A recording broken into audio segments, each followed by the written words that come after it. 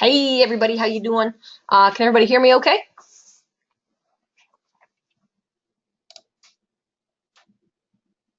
Just a little something something in the chat box. Good, excellent. Thank you very much. Sorry that it took me so long to get on today. We had a meeting and I was getting up to leave and then they kept talking and so we're here. It's 2 o'clock. We'll get this party started. We got a lot of things to talk about today. So first off, this week, 3 sections this week, 4, 5, and 6. Quiz 2, discussion board 2. And then at the end, we're going to start thinking about that first exam and how you can schedule your exam.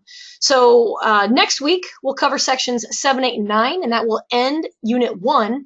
And then we'll talk about the exam. But the problem is I'm not going to be here next week. We're going to talk about that at the end. So this week is just 3 sections, quiz 2, and a discussion board. So does anybody have any questions about anything that happened in the last week or so before we go ahead and jump into this new material? So I'll just wait a minute or so in case anybody has questions.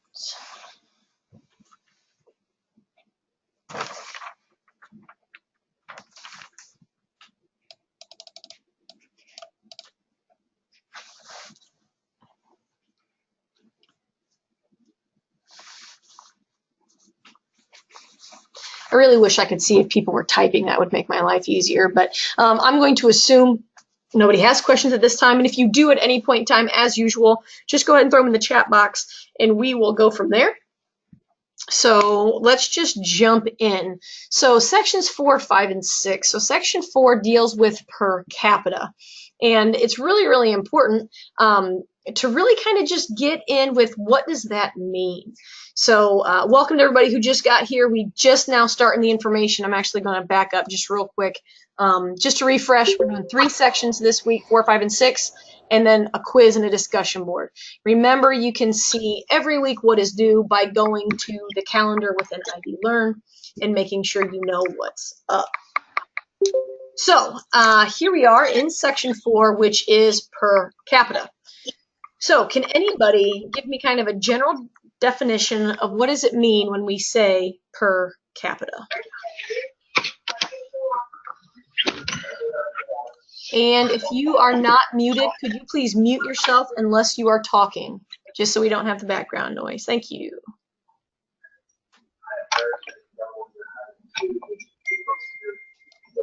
Jacob, can you mute yourself, please? Yeah, I'm trying to figure out how. Oh, if you look, I don't exactly know what it looks like on your side, but you should see a green microphone somewhere. I think if you just click on that microphone, it will mute you, I think. Oh, okay, I see it there. You good? Okay, excellent. Thank you. And thank you for talking, because that was fabulous. Sometimes it's easier to talk than it is to type, so feel free to unmute yourself at any point in time and talk. I don't like to mute people because then you can't unmute yourself.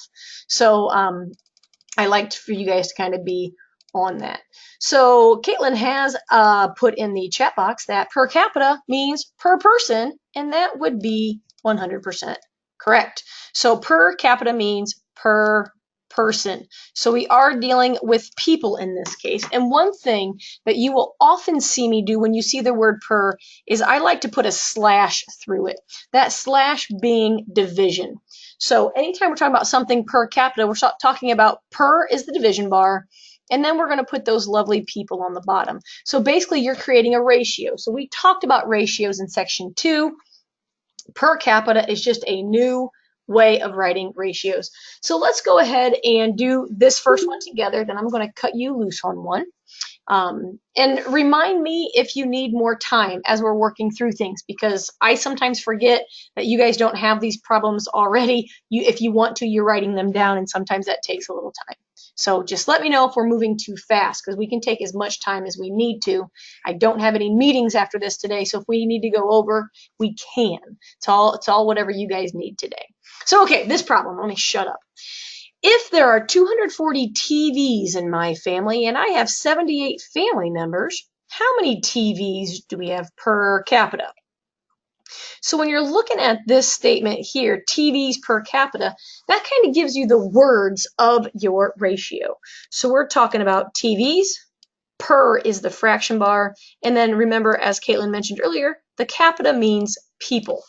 So per capita with TV, or the people on the bottom. So how many TVs do we have in this particular problem?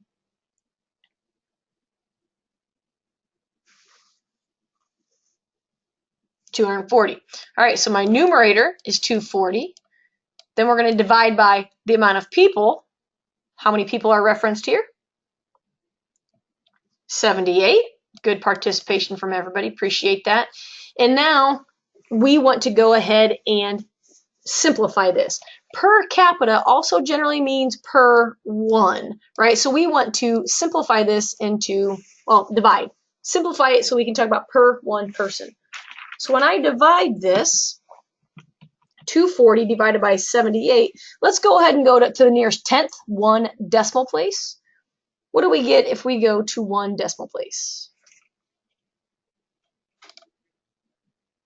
3.1. Excellent. Good. So we would say, if you want to talk about a meaningful sentence, right, there are 3.1 TVs per person in my family, because you can make anything a fraction by putting it over 1. So 3.1 TVs per person in my family. Questions on the basics of per capita?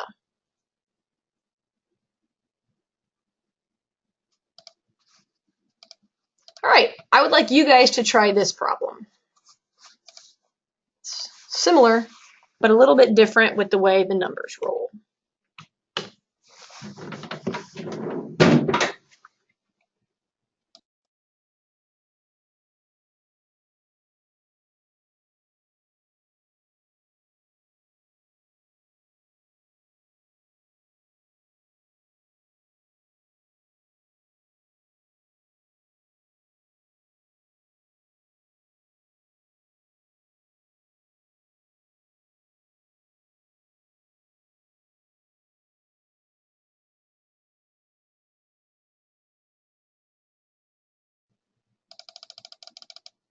Man, you guys are quick.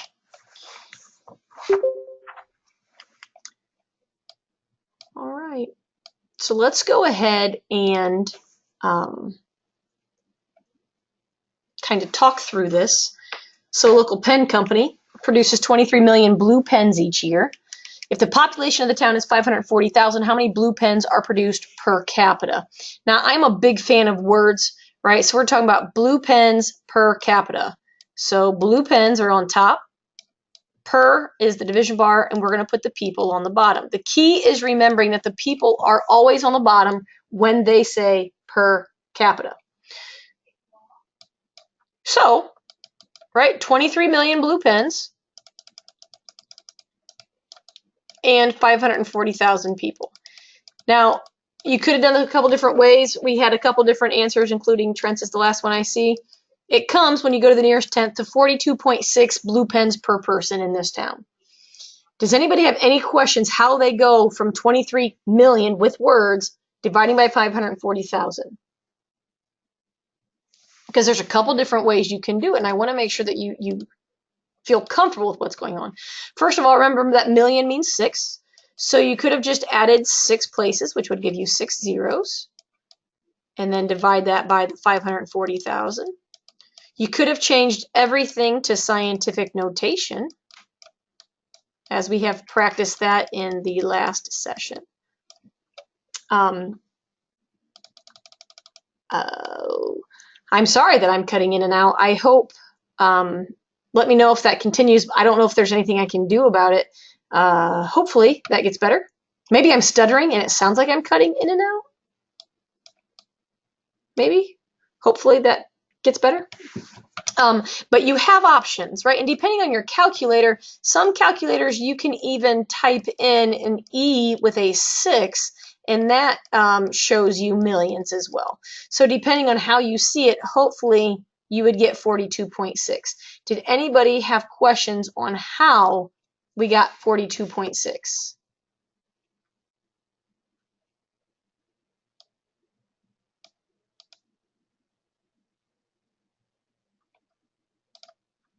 Very good.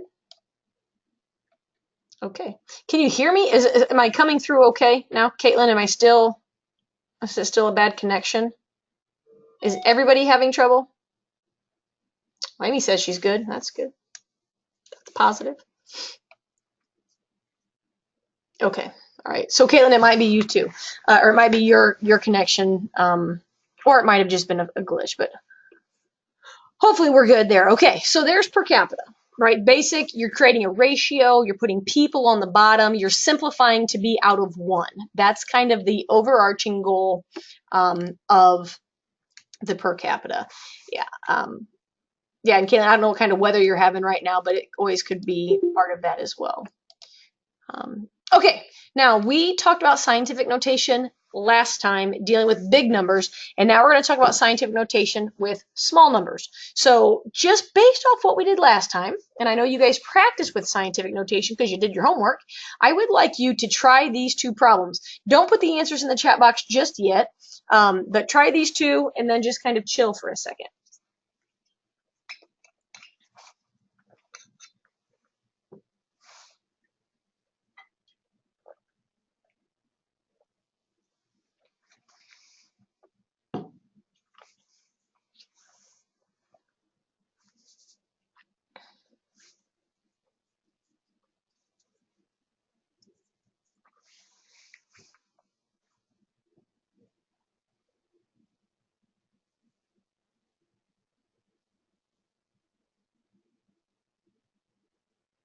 And okay, that's Paul's time. Hopefully that gave you enough time. In the first one, can anybody give me the answer to the first one?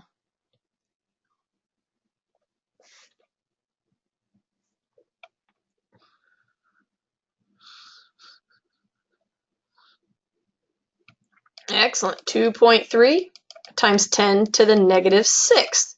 So you take your decimal, 1, 2, 3, 4, 5, 6.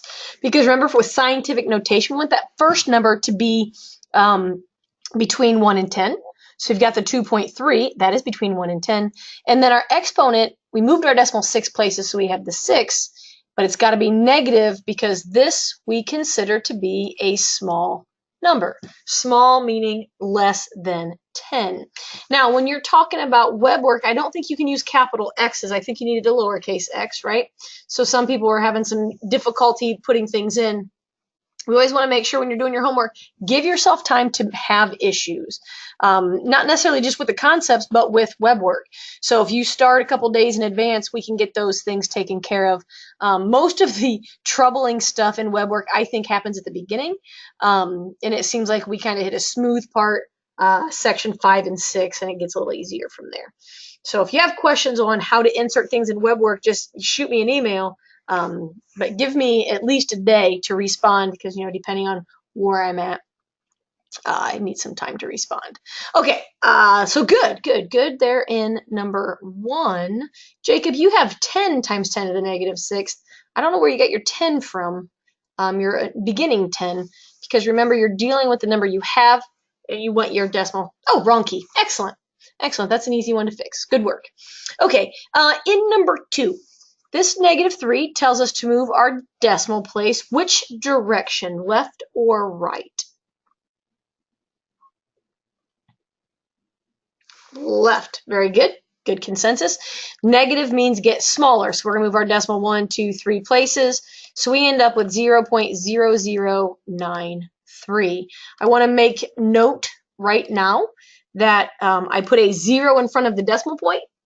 In web work, it will want you to put a 0 in front of the decimal point. If you don't, if you simply type in 0.0093, it will count you wrong. So make sure you kind of get in the habit of that, of putting a 0 in front of the decimal point for web work. That I do know. It really makes people angry until you get, familiar with it and just start doing it. All right, so we're not going to do any more on scientific notation because we practiced it last week. We just refreshed. I feel like you guys are going to be all over that. Do you have any questions on section 4? Because that's section 4 in a nutshell, right? There's obviously more examples and things in your packet, but we're doing the overarching highlights. All right, well, let's go to section 5. Section 5 deals with proportional reasoning, and we get into basic proportions. So at this point, Do you guys know how to solve a proportion? I always say solving the proportion is the easy part. Because very seldom am I going to just give you a proportion like this, right? So Caitlin is absolutely correct. We will cross multiply. And the reason we say cross is because we're going to cross the great divide here of the equal sign. So cross multiply means you're taking the numerator of the first ratio and multiplying by the denominator of the second. So x times 3 simply gives me 3x. Then I have my equal sign, and then I take 2 times 24, which in this case, 2 times 12 is 24. Now, how do we solve this equation? Remembering that an equal sign splits the left and the right side to be absolutely identical. So how do I get x by itself?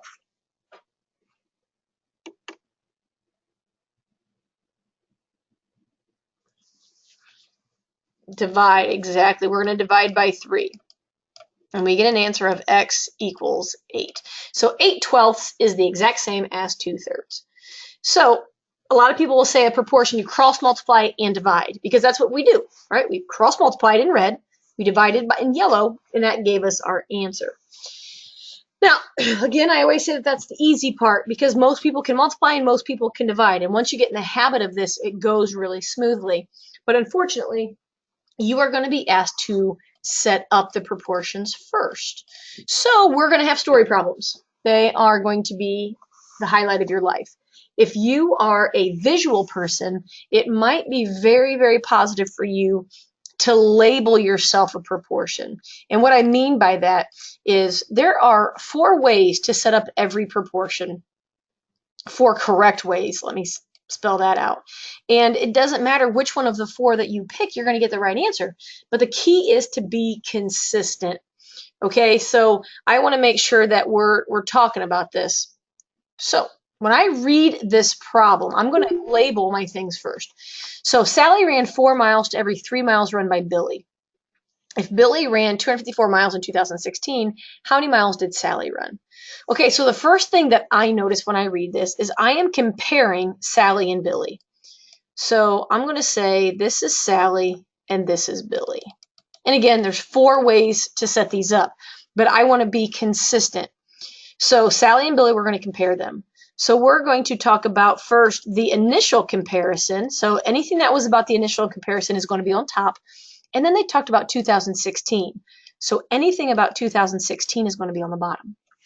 Now that I have these visuals, now I can go ahead and fill it in with numbers.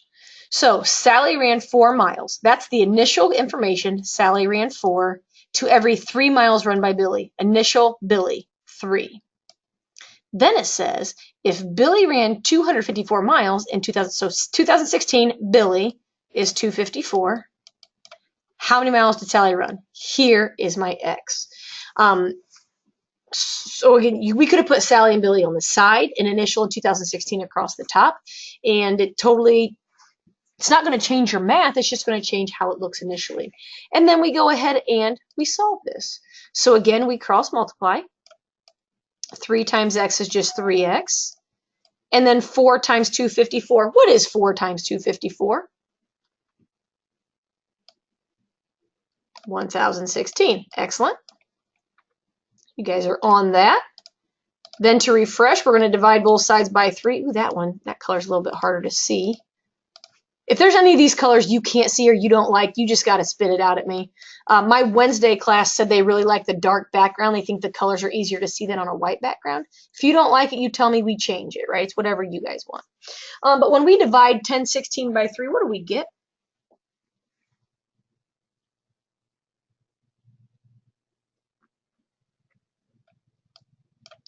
338.67, and that label would be miles. So Sally ran 338.67 miles in 2016.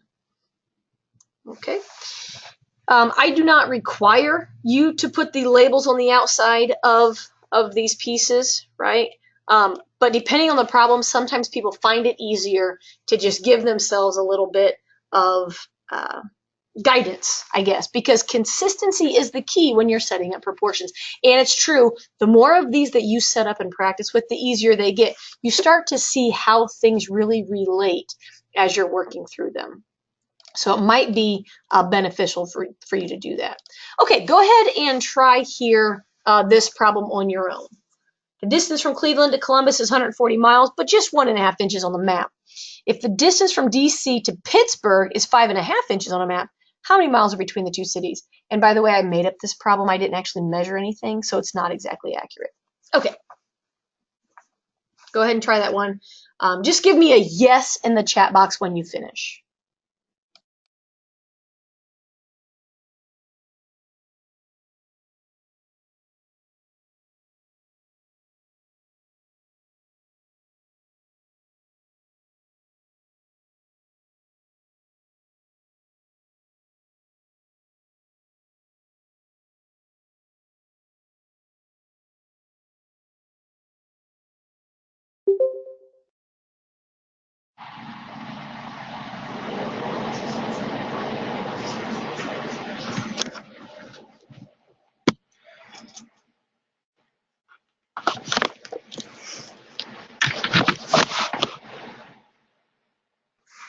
Alexa, can you mute yourself?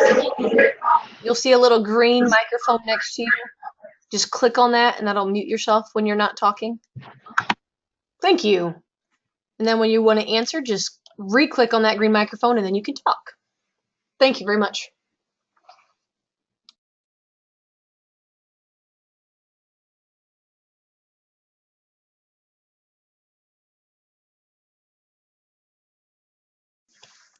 I'm going to give you about 1 more minute on this problem and then we're going to start talking about it.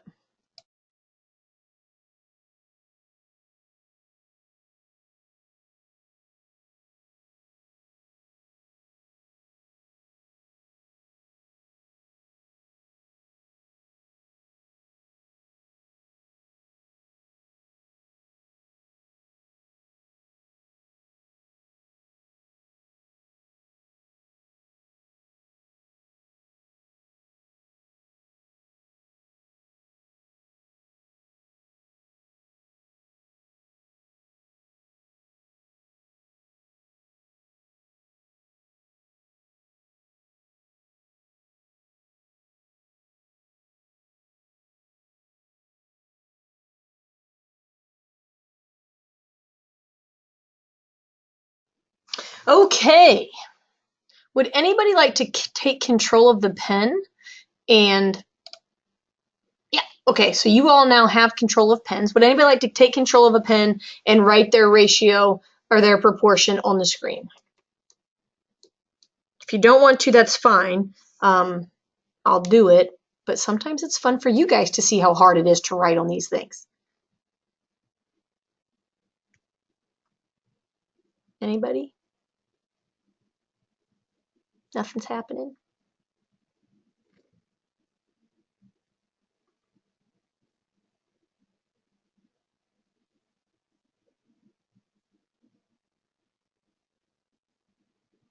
Is anybody trying to write?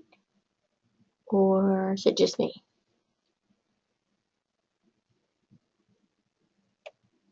And all right. Well, that's my goal. I'm going to leave you guys with the pen tool so at any point in time you guys can take the pen if you can figure out how to do it on your screen. I know it's not the easiest thing to use, but feel free to take control of the pen and write whatever you want whenever you want, right? This has got to be a little bit boring at times for you, I know. So I want to, oh, wait, somebody started drawing. There's a black mark. That's Alexa.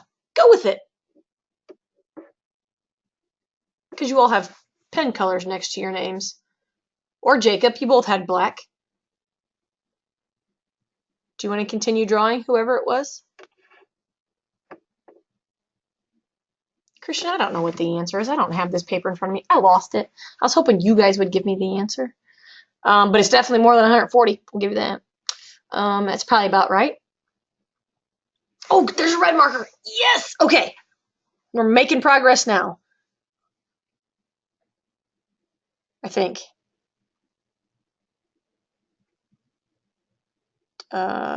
Guys, are you still? It's hard. It's hard. It is hard to write. Oh, don't apologize for giving an answer. I should have this next to me. I just don't. Ooh, now we've got gray. So everybody's trying. We're all struggling. Ooh, there we go. Okay. The gray has a point next to it. Making progress. Yeah, Gabrielle. See, this is hard. It is hard to write with this marker. All right, so we have 1.5 inches on the top. Oh, we're going straight to an answer. Okay, that's good. That's good. I can't see what I'm drawing. It won't load. Well, that's weird and very sad. Um,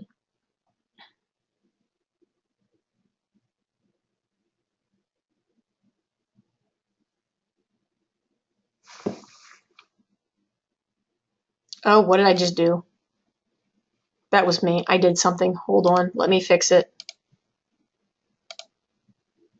Okay. All right. I'm not sure who's. Is there an eraser? You have to erase all of it at one time.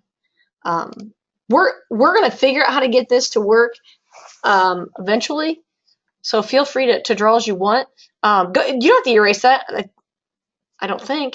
Right? If we talk about 1.5 inches on a map to 140 miles, I'm going to talk inches on the top and miles on the bottom. If you guys are working on laptops and you don't have a mouse, it's super hard to write.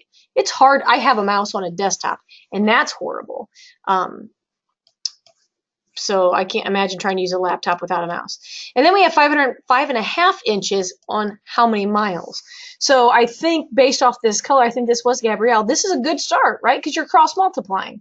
So if I change my color, if we cross multiply, we have 1.5x, and that equals, I don't know, what's 140 times 5.5? I really need to find my notes for this section. Right, that gives us 770. Thank you, Kara. And then the equal sign splits it two ways. We divide both sides by 1.5.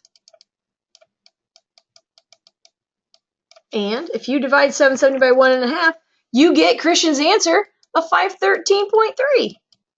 And that is miles. Right? Yeah. Okay. Did you guys do okay on that one? Setting it up, getting an answer? Everybody okay? Good. We're going to do what I call a what if problem next. And I don't know how many of you watch the videos that go with the packet after this class or before this class. You know, it's your world. You can do what you want. But I really do encourage you to do more proportion problems. Because even though you're like, well, yeah, that one was easy. Well, sure, but every problem is different. And so I do encourage you to go to the packet, do at least a couple of those problems, watch the video, make sure you have that process down. Because it is, different. Every problem is different and it takes a little bit to get going. So make sure you really have good practice with that, because I don't want you to feel like you're completely lost.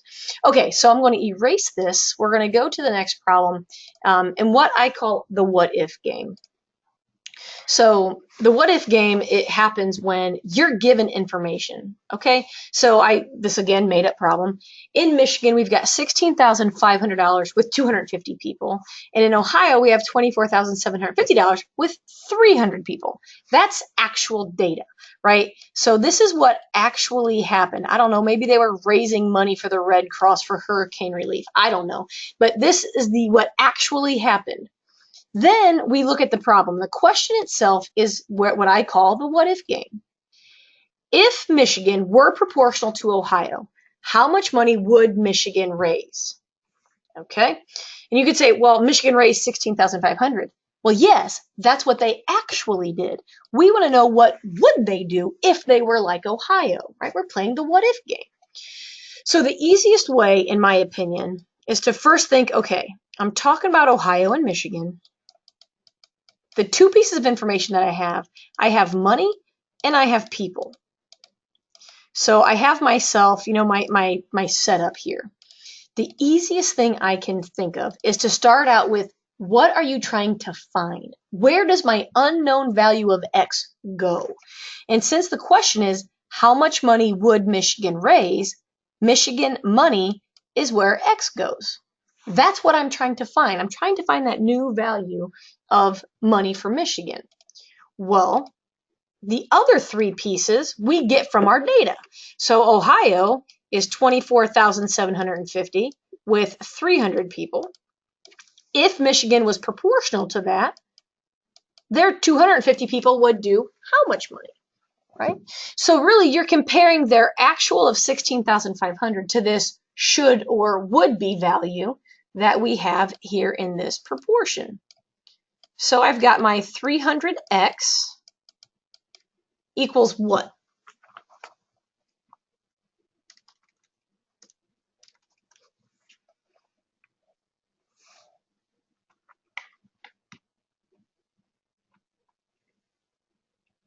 Excellent, Jacob. So 6,187,500. And then we divide both sides by 300 to complete the cross multiply and divide process. And we're talking about money, so let's go ahead and go to the nearest penny. Or I guess nearest dollar, it comes out nicely.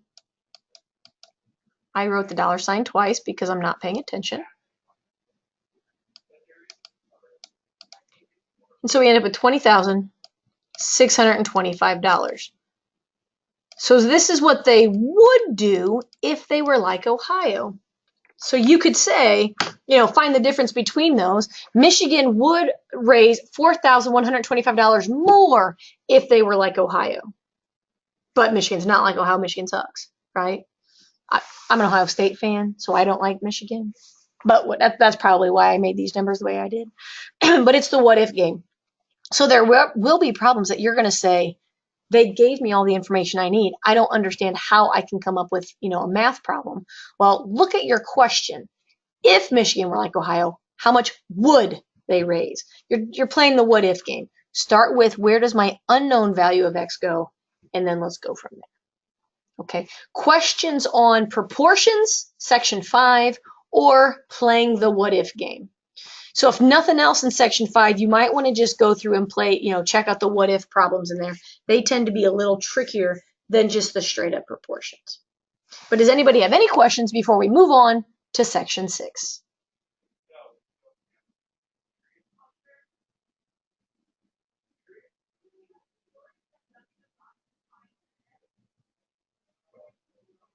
Okay, nope, all good, excellent. Thank you for the feedback. I appreciate it. Sometimes people just, ignore me, which is fine too. I mean, it's your world, do what you want. But I do appreciate feedback. Okay, so I need to switch presentations because I am kind of working off previously made PowerPoints. So you can let me know if you like a particular background better than another, since we kind of will roll with whatever we have. Section 6 is the last section of the week. So 4, 5, and 6 is this week. And Section 6 deals with the gross domestic product, CPI, which is the consumer price index. Section 6, I think, is applications of per capita and proportions. So really, Section 6 is going to tie in 4 and 5. So we did per capita in section 4, we did proportions in section 5, and now section 6, we're going to do more application problems of those two sections. So have any of you heard of GDP, or the gross domestic product? GDP, good. Hopefully everybody has heard of it. Whether or not you really know anything about it might be a different story. I'm not going to write this down because it's not super crucial that you know exactly all about it. But the gross domestic product is basically the goods and services produced by a country in a given year. So, goods, people who manufacture cars, cell phones, blue pens, t-shirts, whatever, all of those goods. And then the services, right? So the people who work at coffee shops, the teachers, the lawyers, the doctors, service professionals, social workers, all of those, I don't know how you quantify that, but all of those goods and services are wrapped around, and the total make up the GDP for the country. We're going to deal with some problems with that. CPI is the consumer price index. This deals with inflation, and I know we all have heard of inflation, the price of goods and services going up in a year. And we'll talk more about CPI as we get there. You are going to need your packets. If you don't have those near you, go open your bag and grab it, or your book, whatever you want to call it, because the CPI table in your book is what we will use for these problems. And I don't remember what page it's on, but we will get there when we get to that problem. So, okay, let's actually just jump in. We'll talk more as we go. So here we go. And this is a multi-part problem, but here's first problem. In 2005, the federal debt, so now we're talking about federal debt, in millions was 1,436,200, and the population of this country was 120 million. Let's compute the federal debt per capita. So this is a good refresher on section 4, what we started with. Now in words, we're talking about federal debt. Recall that per is your fraction bar and capita means people. What number is going to go in my numerator for federal debt?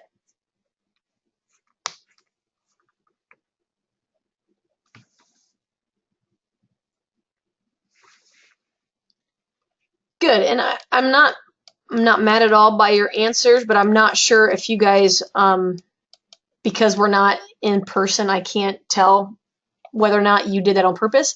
But remember, the federal debt is given in millions, so this is technically millions. This big, 1,436,200 million. I say it's not crucial that you didn't put it because what's the population of this country? Right? The population is 120 million. So when you're looking at these two numbers, what do you notice?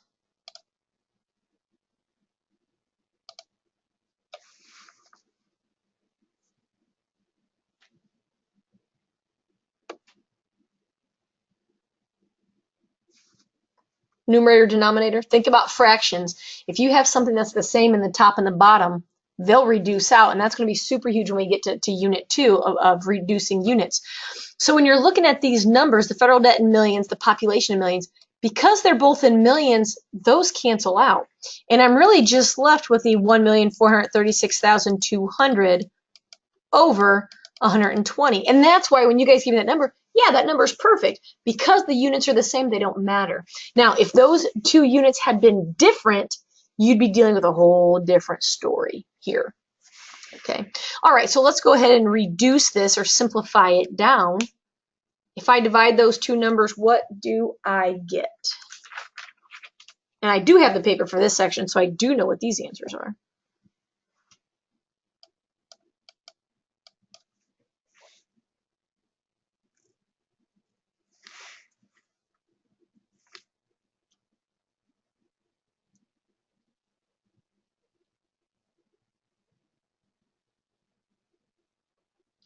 All right, so $11,968.30. Well, that's a rough looking 8. There we go. Okay, so by meaning in 2005, the federal debt per capita, so per person, everybody in the country would owe $11,968.30 if we wanted to wipe out the federal debt in 2005. Now, this is not the US. Obviously, we have way more than 120 million people. This is just a made-up country. But that's the meaning behind this sentence. Each person, right? That's the per capita. Make sure you're paying attention to those tiny details when you're writing your meaningful sentence, that each person in this country has a federal debt of $11,968.30 if we would split it up equally. Okay, so that's refreshing us back to section 4. Now let's go on to part B of this problem. So if you have those numbers written down, great. If not, I'll give them to you. So we're all on the same team here. Part B.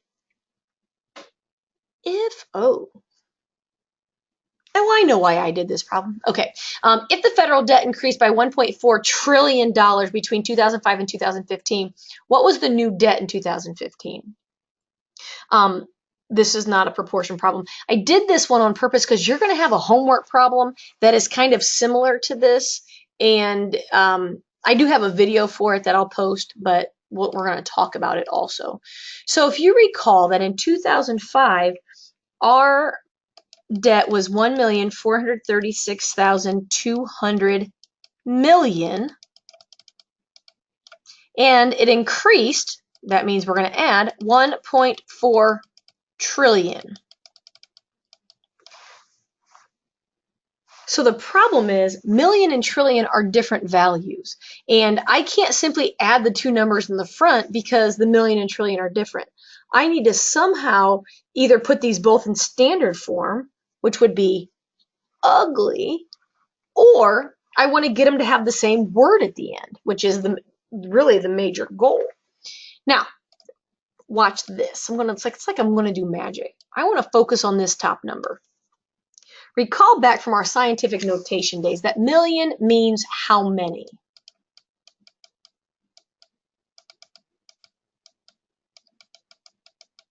What would be the X? Oh, good, Jacob, thank you. Million means 6. So if I'm thinking about, okay, this is 6, that's great. What is trillion? How many does trillion mean? This is our thought process here. Our thoughts are in yellow. Trillion means 12. Okay. So right now I have million. Million means 6, but I want it to be trillion, so I need it to be 12. Well, if you think back, the number that we have here, the 1,436,200, that's bigger than 10, which means my exponent will go up for every decimal place I move. So right now my decimal's at the end. It's here at the end. I want 6 to become 12, so I really want to add 6 places, which means I want to move my decimal 1, 2, 3, 4, 5, 6 places. So this number is the same as 1.4362 times 10 to the 12th, which is trillion. So by moving my decimal 6 places, that made my new exponent 12, which has the word trillion. So now I can take this over and say I want to add to that 1.4 trillion. So my new debt, when I add those together, is just 2.8362 trillion. So it's kind of like you're using your old skills of scientific notation to make these numbers easier to play together, if that makes sense. Did that process make sense? Why I moved things, how I moved the decimal and it changed from millions to trillions? Because there is a problem that discusses that, and I just want to kind of get that on your radar to start. It'll make it a lot easier if you've seen it before. If you're trying to come up with that on your own, sometimes it's hard to come up with. So, any questions on that particular problem?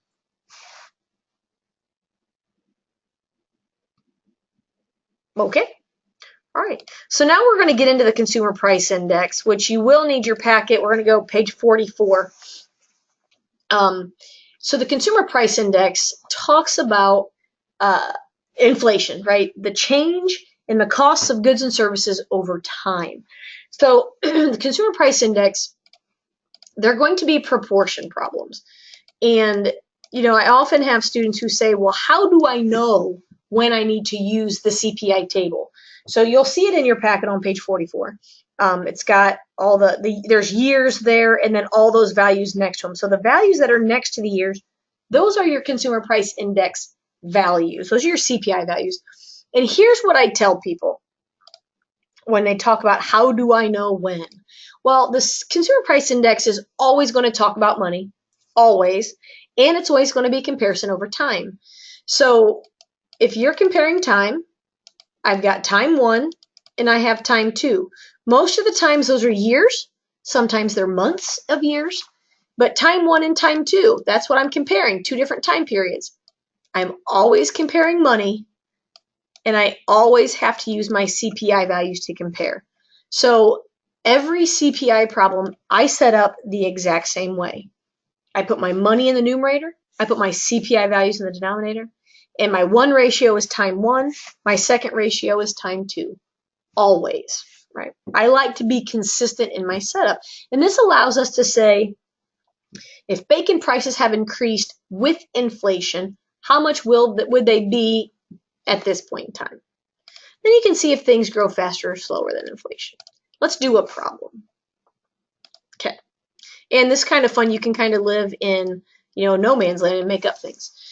see what it would cost. So I purchased a bike for $900 in 2014. That must be a nice bike. What would have been a comparable cost for 1980?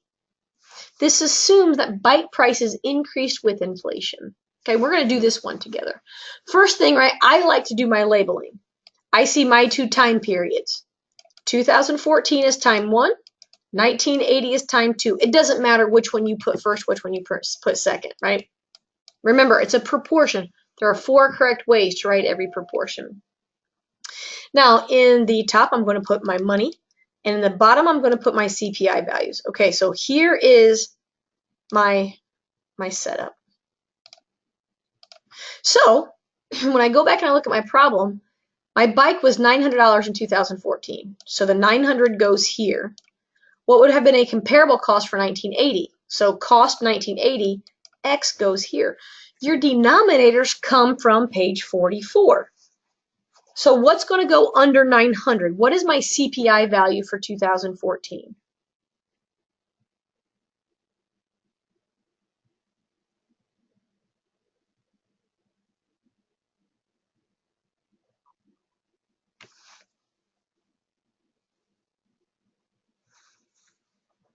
Excellent. 236.736. Does everybody see where that number came from? And these are not numbers you can round. These are numbers that you need to use all of your decimal points. All right, and then 1980, what goes under 1980? 82.4, perfect. All right, and then it's just a proportion. So once you set it up, then it's just a matter of solving. Cross multiply, divide. We are talking about money, so we want to go to the nearest penny, unless otherwise specified. But when you solve this proportion, what do you get?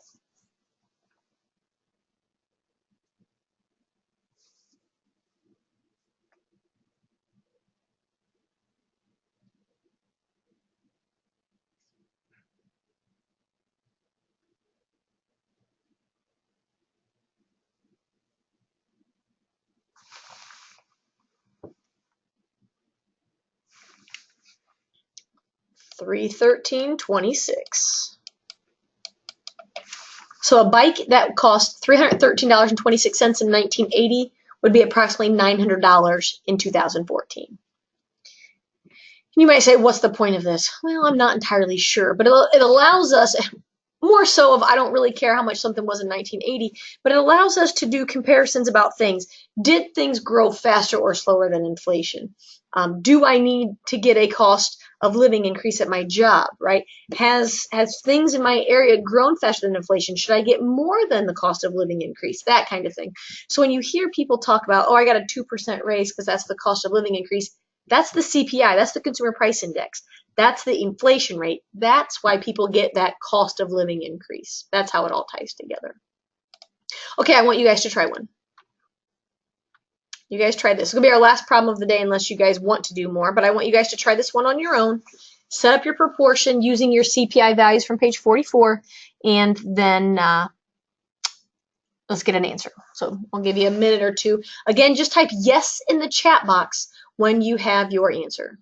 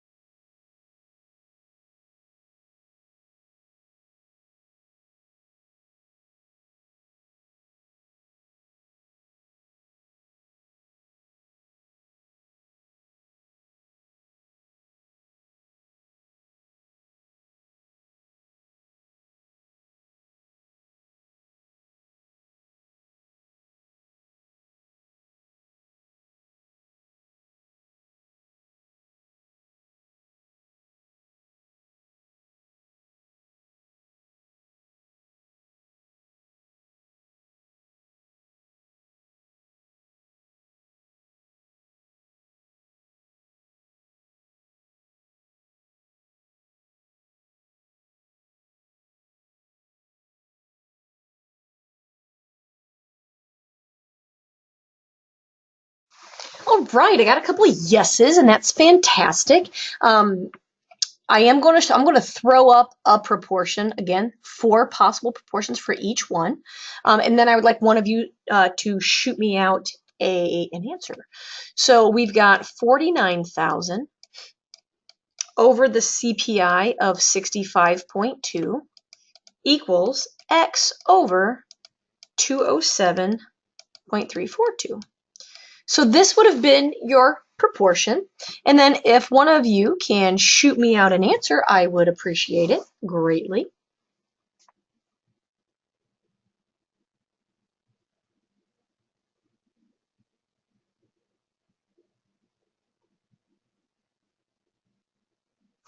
Excellent, Kara.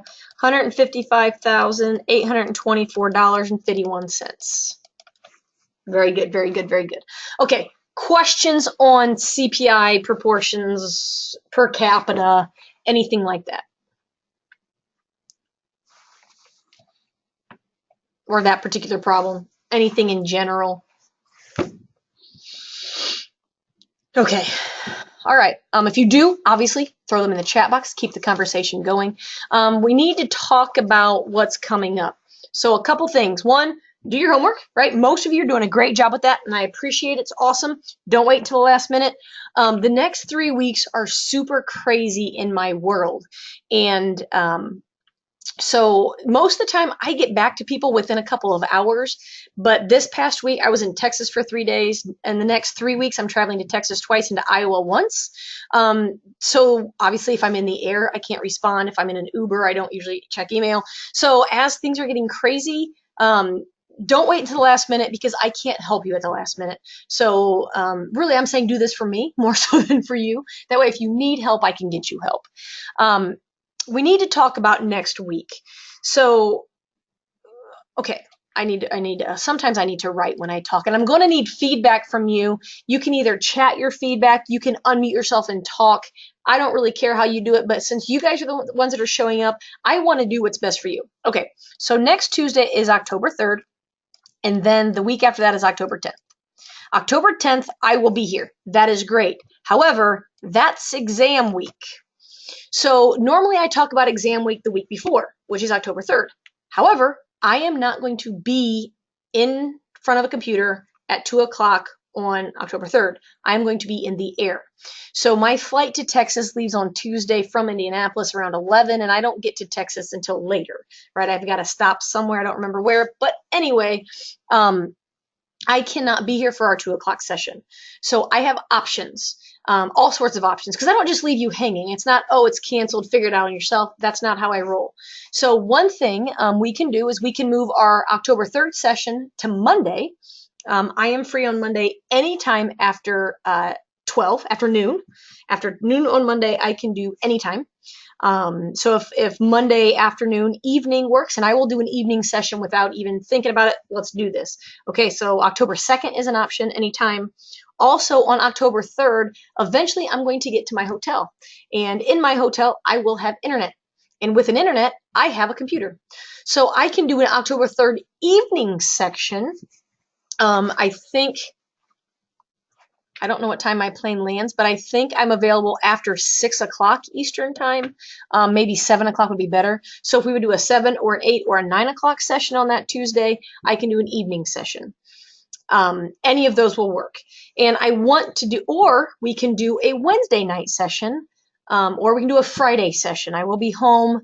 I'll get home about 3 a.m. on Friday, so I could do anything on Friday the 6th, okay? Or 7th, whatever that Friday is. Do any of those days or times for an optional, and this would be optional, obviously, any of those times for a session sound good? This is where you would give feedback. Okay, so Kara says Monday, but anything will work. Monday would actually be easiest for me, but I'm willing to work with whatever works for you guys. Trent says Monday afternoon. Does 2 o'clock still work? I mean, you guys are all here Tuesday at 2. Does Monday at 2 work? Yes, people are saying yes, Monday at 2. No, but 3 would work. Okay, does 3 o'clock on Monday work for everybody else? And I'm willing to do multiple sessions because this is an inconvenience for you. And so if I need to do this session twice, Christian stands for the anthem. I love it. Or you can watch it later. I want to make sure that we at least have something going on. Okay, so let's plan on Monday at 3. Now here's the other part of this. You've all registered for the Tuesday at 2 session that reoccurs every week. Monday at 3 is off of that regular session. So I will be creating a go-to training for Monday at 3. It's a one-time thing. So I will be posting this. So in the announcement section for today, right, where I will post this recording, I will also post the new registration link. So if you want to attend Monday's session at 3 p.m., you have to re-register with that link that I post. So make sure you do that if you want to go to that session. So I will host that session then, and then I will post the recording. So if you can't make it on Monday at 3, the session will be done earlier next week, which is great. So it's next week is sections 7, 8, and 9. Project 1 is also will be discussed then in exam 1. I do have, or I think I'm going to make just an overarching video of and I do have a Project 1 walkthrough video that I will be posting, and then exam 1. I want to talk right now how you schedule your exam, okay? Because I often have people who wait till the last minute to schedule their exams, and that doesn't work. Okay. Okay. So if you, your exam is due no later than October 14th. Okay. So if we're talking about, that's the wrong button. Don't look. You're not supposed to see my email. Come on, buddy. Why isn't this working? Okay. Whew. That was almost stressful. I know you didn't see anything, right? Okay, so looking at the calendar, the week of the 14th, see, exam 1 shows up on Saturday. But anytime this week, you can take your exam. So you can take your exam on Monday, Tuesday, Wednesday, Thursday, Friday, whatever. On the 10th, our session is a question answer. I don't have any new material to present on the 10th. So because we're not having, not everybody will be able to make the session on the 2nd, on the 10th, feel free to come in with questions and things, whatever, or ask specific questions about the exam. However, you can't, if you want to take your exam on the Tuesday the 10th, you can't schedule it on Tuesday the 10th. You need to schedule it at least 24 hours in advance. So please, please, please look at your calendar now and say, okay, that week I'm going to take it on Friday, or I'm going to take it on Thursday. I don't care when you take it, but you're going to want to schedule it soon, especially because that is midterm week for 16-week classes. So anybody who is taking a 16-week regular online class, that's their exam week. You're going to be fighting with a lot of other people for time spots. So to schedule your exam, this is how you schedule it. You go to your help button in Ivy Learn and up to your Ivy Learn Student Resource Center. That will take you to this spot where you see a spot that says Testing Services. You click on Testing Services and you open in a new tab. Scroll down and you go to a button where it says Schedule Now. This is where you will then log in and you hit, I don't have any exams, but you will have a button where you can schedule exams and you can schedule it and you follow the prompts here. So please, please, please schedule your exam in advance. I get very angry when I tell people 2 weeks in advance to start scheduling, and then I get an email on the day that it's due saying, oh, I forgot to schedule it. Can I get an extension? It makes me angry. Okay, so please, please, please start scheduling your exams. You know it's due the 14th, so you want to make sure you get it scheduled that week. If you take it in Warsaw, the Warsaw Testing Center is not open on Saturday. So for you, your due date is the 13th because that's when your testing center is open. So you also have that to kind of think about. So please plan ahead on the testing center. All right. So I'll be posting a lot of things in the announcement section Even though you guys are all here, you're all here live, you're all still listening to me, and I appreciate it.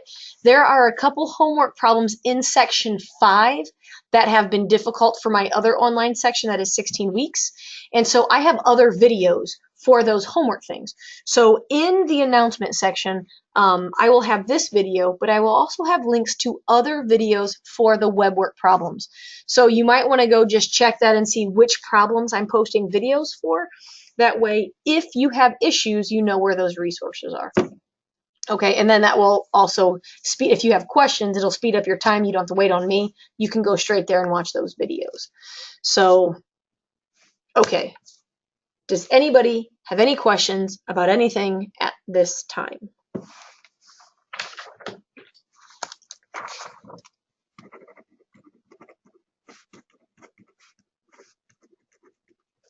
The first text, go blue. Come on, Jacob. Ah, thought I liked you. Kara, the test is 90 minutes for exam 1. Yeah, and that is a question I think where they ask you. So exam 1 is 90 minutes. You're welcome. Other questions?